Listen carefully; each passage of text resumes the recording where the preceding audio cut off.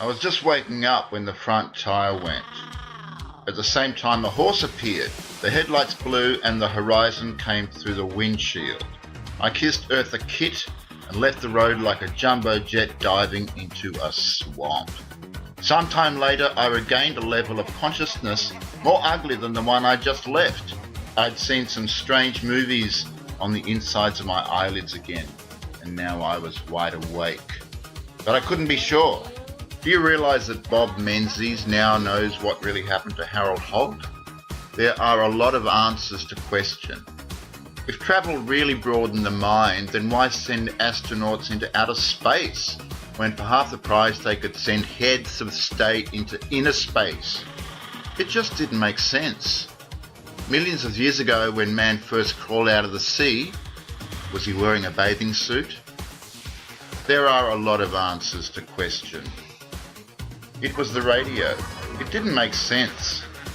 Blue flashes shot out of the radio as I fishtailed out of the creek, clawed through the Lantana and gripped back onto the Bruce, heading south and driving all night, Brisbane to Sydney, travelling low and close to the sky, glancing up at palm tree silhouettes like giant swizzle sticks in a Bjelke Peterson cocktail.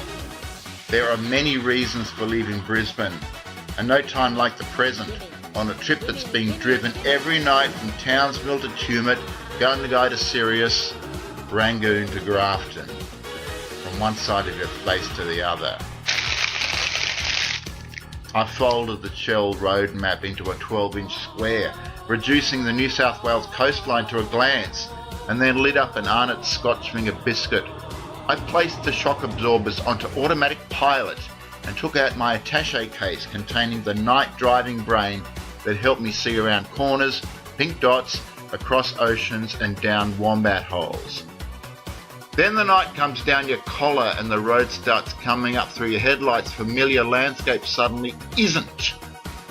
It's dream time in the land of legends. Somewhere out there, Henry Lawson's taking another swig. Inside the car, I'm making final adjustments to the viewing screen. A Holden windscreen where tonight's travel thriller is being shown at 70 miles per hour. Not so much the cars that ate Paris as the jellyfish that swallowed Coffs Harbour. It was going to be a good trip. I pressed my foot against the rear view screen. It was the radio. Eartha Kitt cooled off while the low spark of high-heeled boys took the edge off Tweed Heads and the lights of Murwillumbah disappeared in the rear view mirror.